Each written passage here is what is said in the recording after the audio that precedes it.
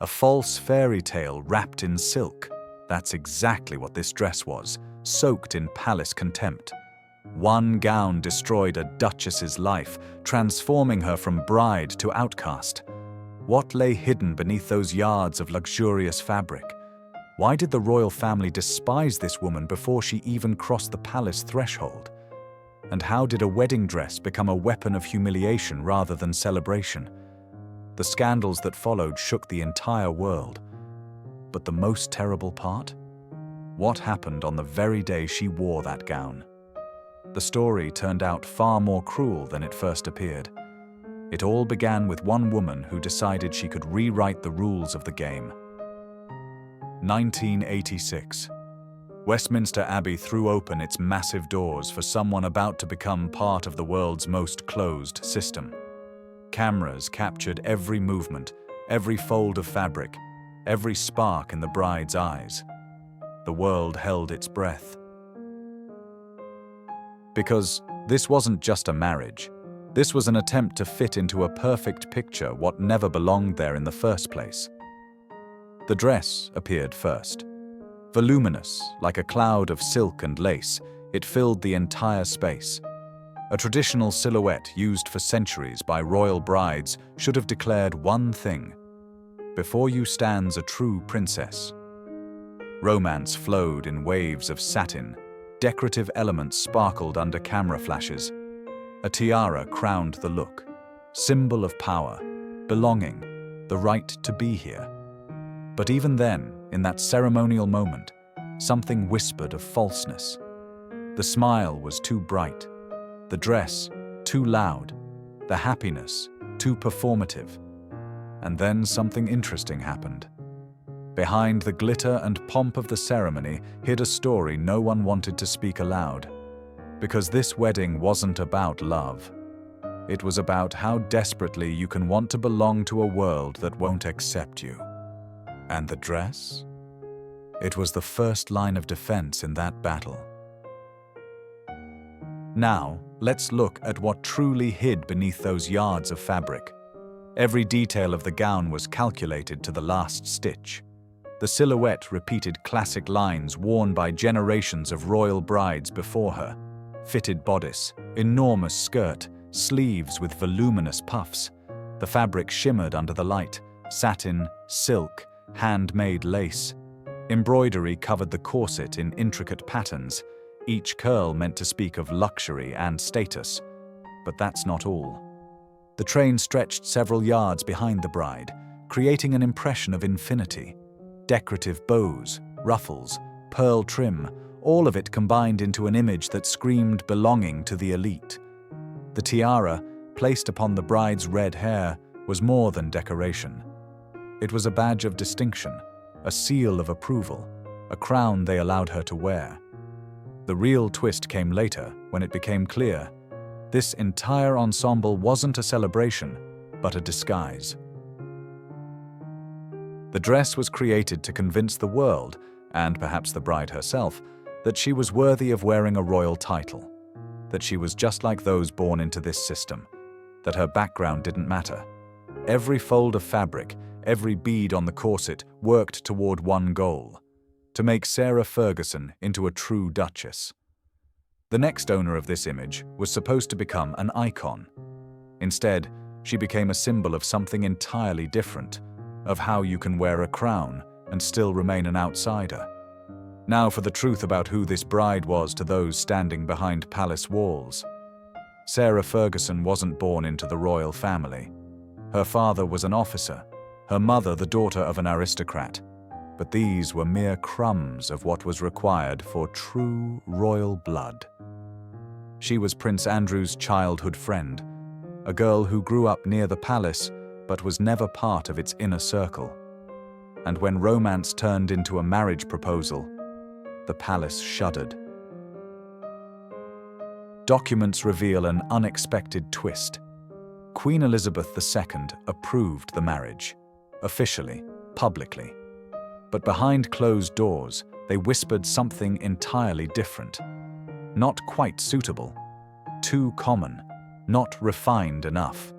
Sarah was too loud, too open, too alive for a system that valued restraint above all else. Her energy seemed a threat to the silence of palace corridors. And here we reach the main point.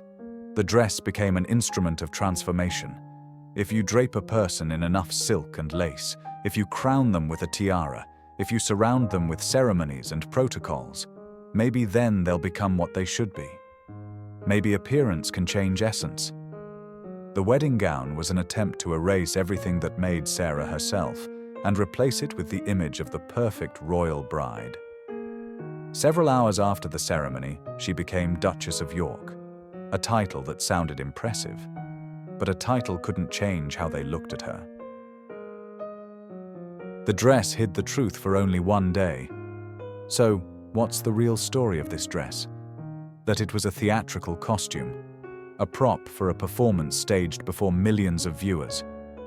Everyone watching the wedding broadcast saw a fairy tale. Beautiful bride, prince in military uniform, the Queen's blessing. Perfect picture. But backstage of this show, cracks were already forming. The most important part lay ahead, because the dress tried to hide more than just Sarah's background. It tried to mask the fragility of the union itself. Marriage to Prince Andrew was surrounded by expectations no one could fulfill. She was required to be simultaneously modern and traditional, open and restrained, part of the people and member of the elite. These were contradictions impossible to reconcile. The gown's grandeur, its conservative silhouette, abundance of decoration, all of it was an attempt to create an illusion of stability. But illusions don't last long. Already during the honeymoon, the first rumors began appearing. Journalists hunted for every misstep, every departure from protocol. Sarah was too friendly with the press, too emotional, too human. And then something interesting happened. She began removing the mask. Gradually, step by step, Sarah stopped trying to match the image that wedding dress created for her. She started appearing in public in outfits she chose herself, saying what she thought, befriending those she deemed worthy. And the palace was horrified. The key moment arrived when it became clear. The dress didn't save the marriage. It merely postponed the inevitable. What really happened after the fairy tale ended? Scandals, one after another, like waves eroding a sand castle. The press, which initially adored the red-haired Duchess, turned 180 degrees. Her every step became grounds for criticism, every public appearance material for tabloids. Relations with Prince Andrew began cracking at the seams almost immediately. He left for long military deployments, leaving his wife alone with children and palace intrigues. Sarah tried to find her place in the system, but the system left no room for individuality. The palace demanded conformity. The public demanded perfection. And she was simply a person who got tired of pretending. The real twist came later, when paparazzi caught her in compromising situations. Photographs circled the entire world. The scandal exploded with the force of a bomb. The royal family recoiled. Prince Andrew was forced to choose between wife and duty. The choice proved predictable. 1992 became the year of their separation. A marriage that began with that voluminous dress and tiara ended with legal documents and divided property. Sarah lost the title Her Royal Highness, though formally remained Duchess of York. But a title without the system's support is just a collection of words. And here appears a new heroine in this story. Sarah herself, only now without the mask. She began building life anew, beyond palace walls, wrote books, became a television presenter, engaged in charity work, tried to prove she could exist separately from the system that rejected her. But the dress from 1986 remained forever, as a reminder of that day when she tried to become someone she wasn't. Let's look at the facts. What remains of that voluminous gown today? The fabric has yellowed, the lace has become fragile, but the symbolic weight has only intensified. Because this dress is no longer just a wedding costume. It's an artifact of an entire era, a time when royal families still tried to control the narrative, dictate who was worthy of their circle and who wasn't. Photographs captured an important moment. The bride in a tiara, smiling under camera flashes, surrounded by luxury. But these same photographs now tell a different story. A story about how clothing can be a weapon, an instrument of inclusion and exclusion simultaneously. The dress was supposed to make Sarah one of them. Instead, it emphasized just how much of an outsider she was.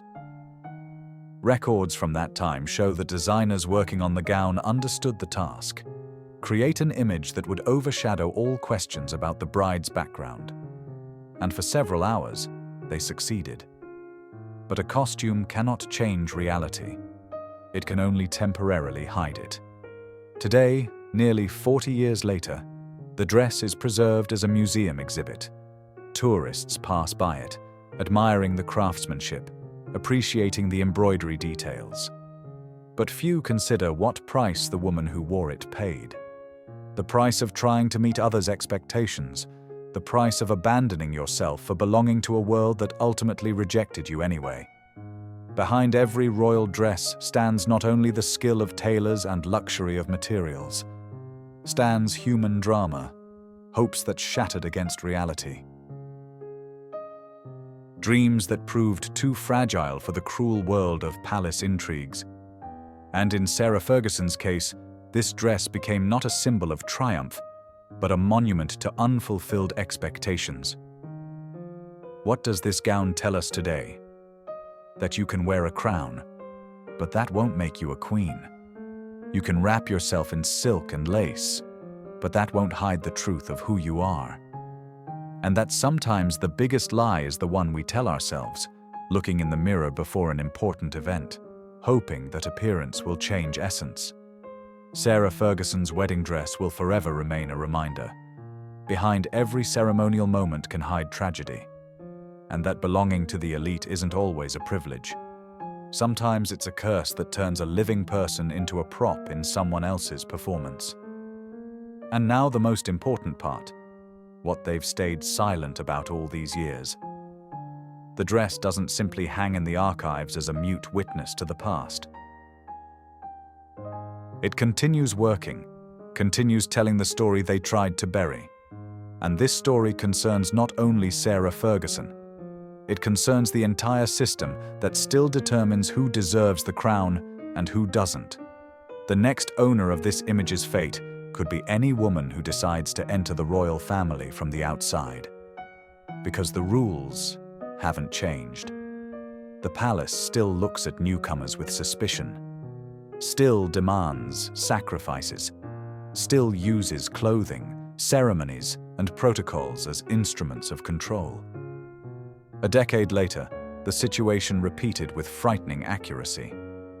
A different woman, a different dress, but the same exact story. Meghan Markle wore her wedding dress in 2018. Simple, elegant, modern. And again, the palace shuddered. Again began whispers that she wasn't the one. Again, the press turned the bride into a target. History repeated because the system doesn't know how to learn from its mistakes. But let's return to Sarah's dress. What makes it special among hundreds of other royal gowns? That it honestly shows the mechanics of exclusion. This isn't just a beautiful thing from the past. It's a textbook on how elites use symbols to maintain the boundaries of their world.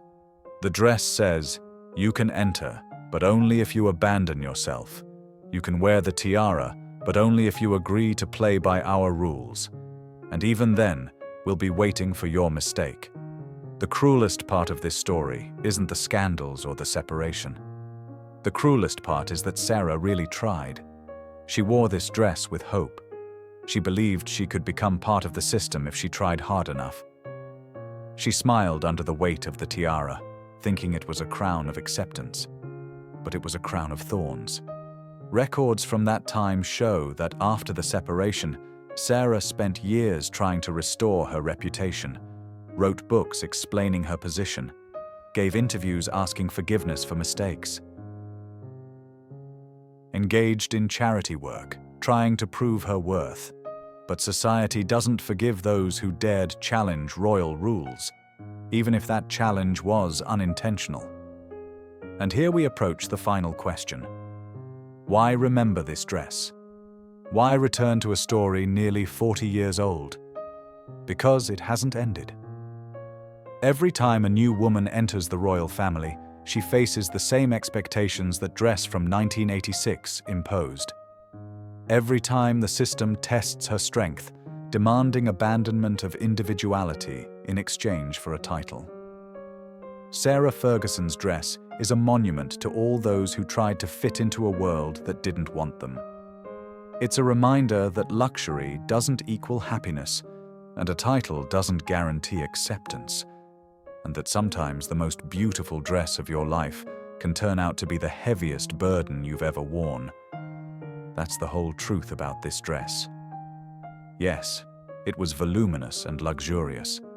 Yes, behind it stood scandals and dramas. But the real story isn't about palace hatred, but about a woman who dared to remain herself in a system demanding complete submission. The dress didn't destroy her life. It showed how fragile fairy tales become when they collide with reality. Sarah survived, built a new life, and proved that a title isn't everything. What do you think? Is the price of belonging to the elite worth such sacrifices? Give a thumbs up if this story moved you. Hit the bell to not miss new secrets from royal wardrobes. There are so many incredible stories ahead that have been silenced for decades. See you soon.